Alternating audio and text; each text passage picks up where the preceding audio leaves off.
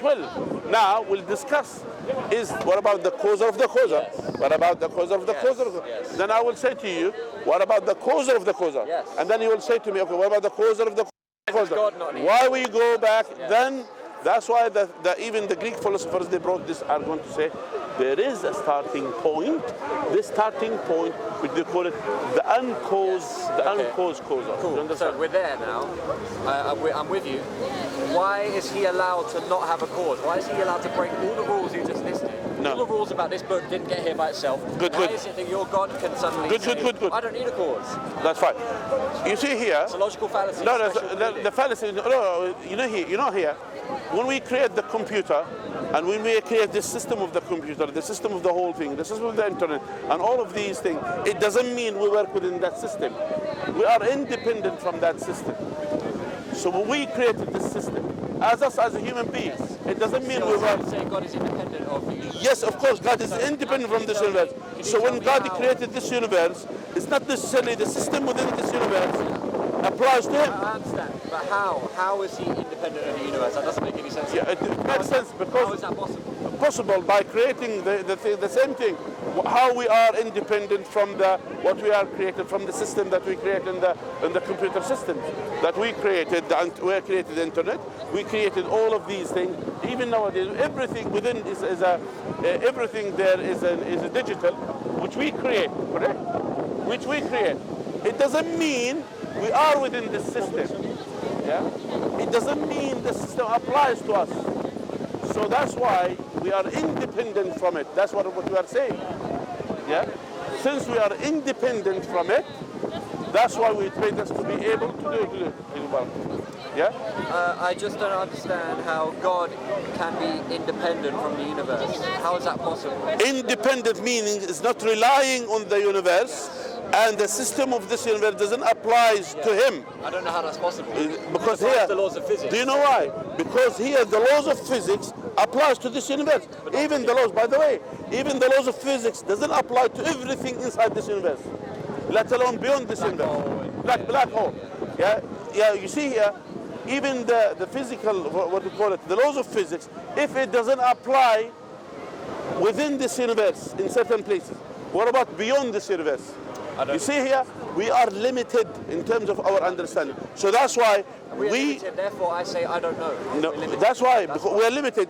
But we know this universe has a causa, because it came into existence. It cannot create itself by itself, and it didn't came from nothing. It didn't came from nothing, because nothing produced something. We don't say God always was there. Didn't come, wasn't there. You see here, he wasn't. He was again. Exist without a cause? Doesn't make any sense. That because here again, what you are applying your own. What you are applying this universal understanding and laws to the things beyond this universe, and you try to implement it. If you cannot implement, for example, in this universe, can the two things exist in the same place? No. The law of exclusion. Yes. Good. But in the black hole, they don't know.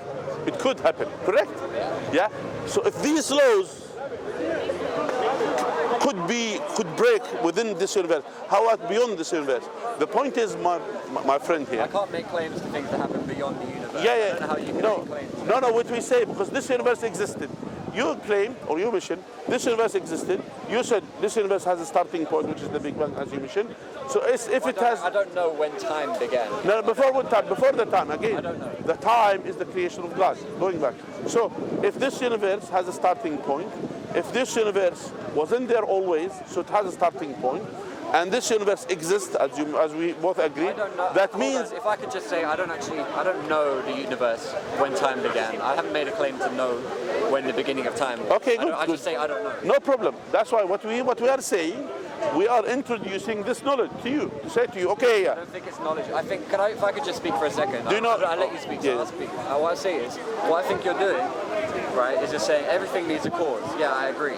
But then you're saying, but wait, there's one thing that doesn't need a cause. No. I didn't say everything needs a cause. I didn't say everything needs a cause. Okay. I didn't say this.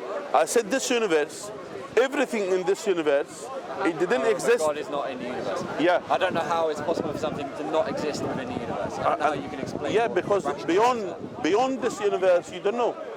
We don't know, but we know that this universe came into existence at a certain point. When it came into existence, came with this all power, and the things that doesn't happen as a coincidence in everything in this universe. That can't be everything is coincidence. You're asserting that it happened because of an all-powerful God, but I don't know how it's possible for that God to exist without a cause. Yeah, you see here again, what you are again going to the point. What you are using again the analogy within this universe, and if you cannot use the same analogy to the black hole. Correct? I haven't made Can certain things exist in the black hole without a cause? I don't personally know much about what happens in black holes. Okay. By the way, some physics they said energy, it starts or it initiates a certain in the black hole. Without, they said they don't have certain things beyond it or before it. My point is, even though I don't believe this, but yet some actually cosmology people, they believe this. They believe certain things exist without a cause. My point is, I'm saying this universe, or without a pre-existence energy or something before it, to precede it. What we are saying to you, this universe, yeah, in every single thing in this universe, it has a cause. It has a cause, an effect. Conveniently. Yeah, it has a cause. Now, things beyond this universe, you said, I will say, let's say, a higher power. Now you said to me, what about who existed, who made this higher power to exist? Yes. Then I will use the same analogy to say, okay, but actually who is the cause of the causer?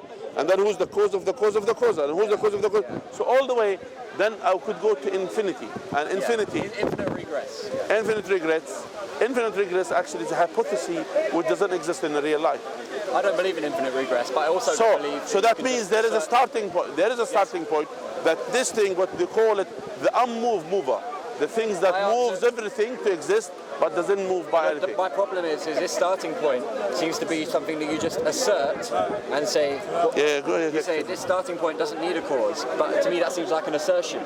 You're just saying, there has to be somewhere where it stops, and there has to be something that doesn't need a cause. But you haven't actually explained how that thing can exist without a cause. You just say it has to be. No, my point is, I'm just giving you this analogy. What I'm saying to you, beyond this universe, the creator of this universe doesn't need a cause I don't know how it's possible for that to happen. You see here, I don't think we're going to get anywhere, so I have to... Again, you see here, if you couldn't explain how things exist in the black hole, you couldn't even understand this. How we can understand beyond it? What we are saying to you, if you read the Quran, and that's what we are saying, what we are suggesting to you. I have one already. Yeah, you have one. Yeah. Try to read the Quran. See about all of these things, all this information. Quran is not science book, but has scientific facts. Quran is not historical book, but has historical facts. Okay. And it cannot be said by someone who is illiterate man living in the 6th or the 7th century. That's what we are advising you to read, and open your mind and heart for it. That's all. Well, okay. Thank you. All right. I will read that. All right. I wish you all the best then. All right. Thank you so much. Thank you. And who is married to God? You say something? Anyways, you see here, subhanallah, alhamdulillah that Allah guided us to Islam. And that Allah has enabled us to follow Islam to the best of our ability. And alhamdulillah that we are not confused about our faith. And that's, you see, sometimes you say, okay, what's the purpose of our life? What are we doing here? So if there is no God, as they say, what are we doing here? Who decided what's morality? Who decided all of these things? SubhanAllah, it's a chaos. So that's why it's not about, we have to understand, my brothers and sisters, we have to understand the purpose of our life. That we are here, that because Allah has created us. He has created us for a purpose. It's to submit our will to His will, tabaraka wa ta'ala, and follow the guidance of the Prophet and Messenger of Allah. We ask Allah to guide us all. Wassalamu alaikum wa rahmatullahi wa barakatuh.